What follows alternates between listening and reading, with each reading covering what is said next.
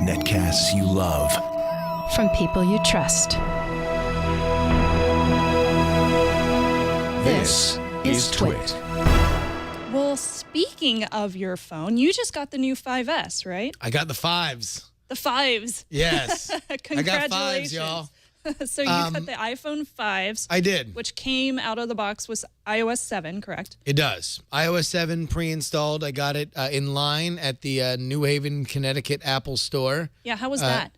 It was actually real fun. It was good experience. It was okay. not bad. It was not a bad line. So all right, let's start it off with what I think is the immediate feature that has kind of changed the way that I use the iPhone, which is Touch ID.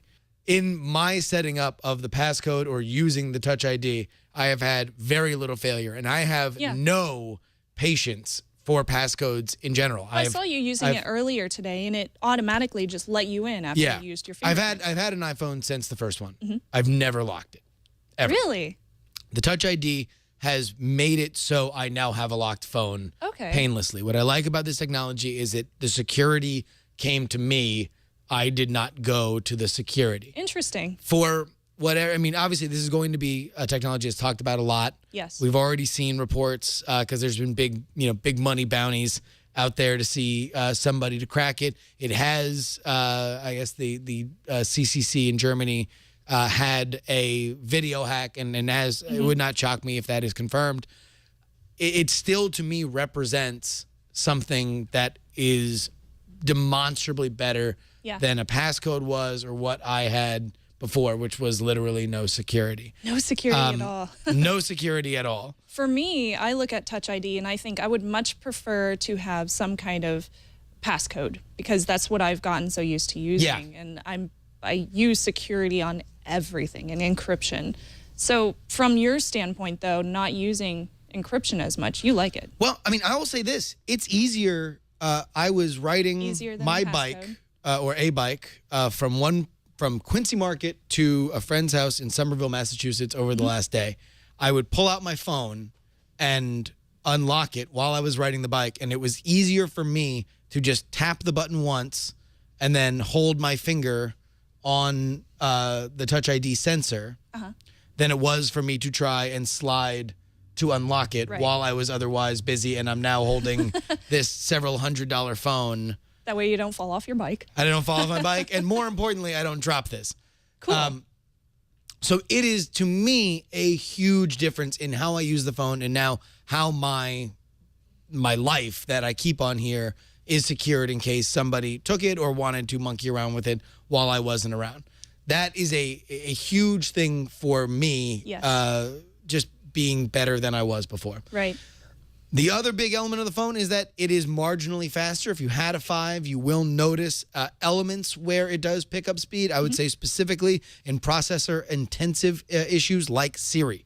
Siri, to me, has always been something that, to me, there are two kinds of people as they interact with Siri.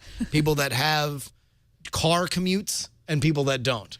People that don't have car commutes, I think, tend to not really find Siri all that useful. So true. If you have a car commute, I think you oftentimes find yourself using it, if even just to check text messages as they come in, if not write text messages back. I found Siri to be a lot different with the A7 processor and whatever and now the 64-bit that the iPhone 5S has working for it. And they increased it to 64-bit, I believe. 64-bit, yeah. Okay. Yeah. Very nice. What about the camera? The camera is a real, the biggest difference I found is in the lighting. It has 2 flashes on the back, one warm and one dark, and that way you can kind of judge a little bit better exactly, or the phone judges a little bit better what lighting it is. Oh, that's good. And how to pick things up.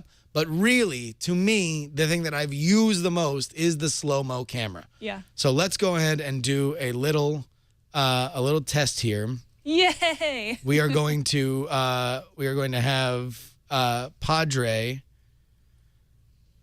make just go ahead and do me a favor, shake your face like back and forth. All right, are you ready? Here we go. I'm 3, ready for this. 2, 1. Don't spit at me, okay? Go. Oh, that hurt. Excellent. All right. So now we Good go job, in Padre. Ouch. to our slow motion video, and we'll see if we can get this right up here for the camera. We'll focus This it a will little not bit. end well. Okay. All right, we're ready. Oh my God. Yeah, no, That actually that's looks pretty not good. an attractive look. It looks like it catches enough FPS that it doesn't look choppy and horrid. No. So it's 120 frames per second Okay.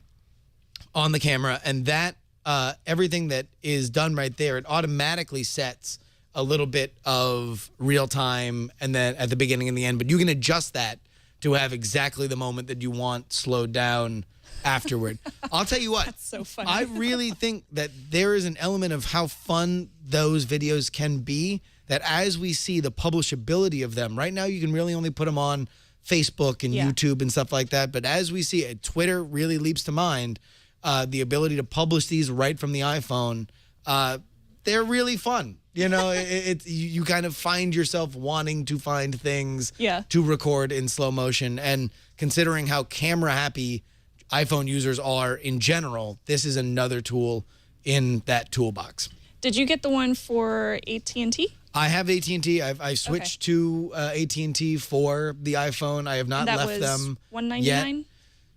On a full contract upgrade, it is $199. Okay. I'm currently in a situation where I got a partial upgrade, which is something I didn't know existed.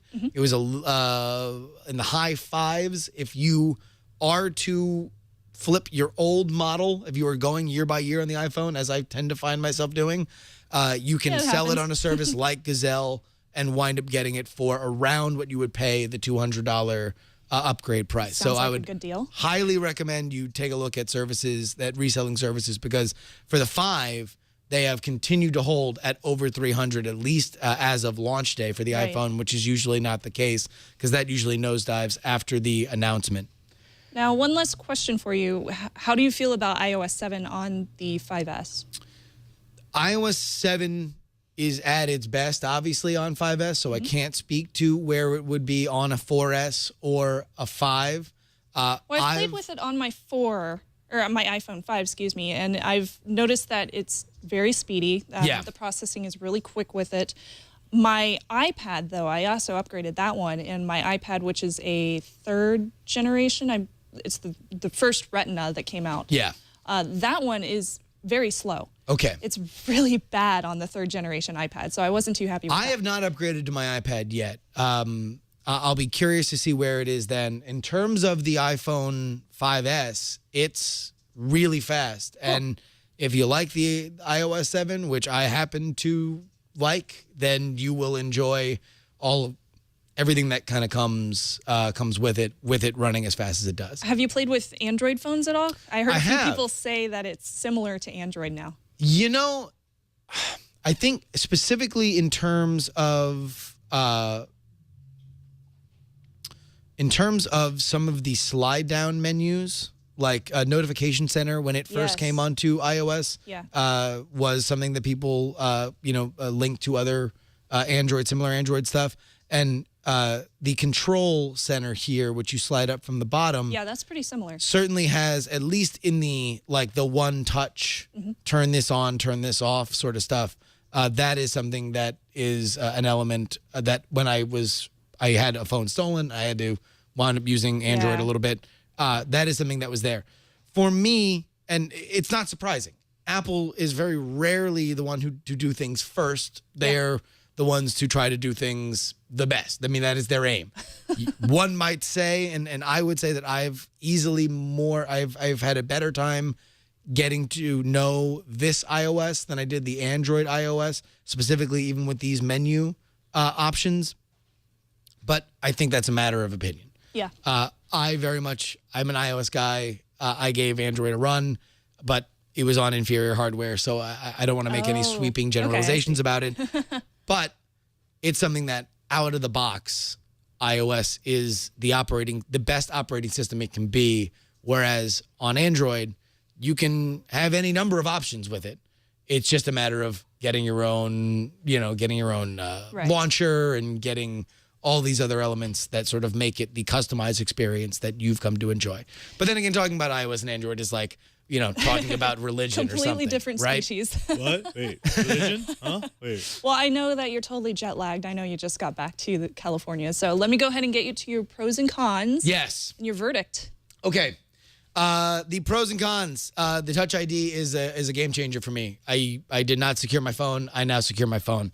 The speed, specifically in terms of Siri and specifically in terms of maps, is something that I really found to be, something where when it comes down to it, you need that speed at crucial moments. You need that speed while you are in the car. You need that speed when you need that direction, whether or not you're going to go left or right. This is something that I've found to be a big difference. Camera is awesome. iOS 7 is something that I've really enjoyed. The cons. I don't know if I would say to iOS 5 owners, it's an absolute must upgrade. It was something that I was very happy to go from a 5 owner to a 5S owner. I enjoyed a lot of the upgrade stuff, but is it something that I need, that I would, run up to somebody and grab them by the collar and scream that they needed to upgrade because they're missing out on stuff? No. However, here is where the great, the great ceiling is with that 64-bit processor. There's a ceiling on this phone that we have not yet hit. And as the iOS developer community gets into what its capacities are, I think we could see some really, really, really awesome stuff on this phone specifically that you won't be able to run with the kind of speed on a 5 or a 4S. Yeah, that's true. So there we go. What is your in verdict? A buy, don't buy, try, think about, daydream. Maybe, possibly, sort of, kind of. For me, it's a buy. Buy, okay. If you are going to, if you are an iOS fan, you enjoy having the latest Apple hardware, you will be pleased with what you get. And I do think that Touch ID is a real game changer. Well, I'll be honest, I am not interested in using Touch ID myself. Sure. Just because I can't wait to see what all my security professional friends do to hack it and figure out how to get around it, which I know has already sort of happened. Sure. But let me ask you this. Otherwise. Is the passcode a safer way to do things? You can change a passcode. Yes. You can't change your fingerprint. You can take off fingerprints. No. So you can remove your fingerprint. It has up to 5 of the fingerprints that you can have on there. Oh, okay. And so you can delete the profiles. So you can say only my thumb works with it, or only my finger, only like my forefinger works with it, and then you can delete those at your whim. Okay. So it is not just like you only have 5 profiles that you can have. And that means that you could have somebody else's on there. So that is an element of a security flaw where if somebody got into your phone, they could add their fingerprint, which gets into it. However, come back and you use only you can do whatever you want, man. You can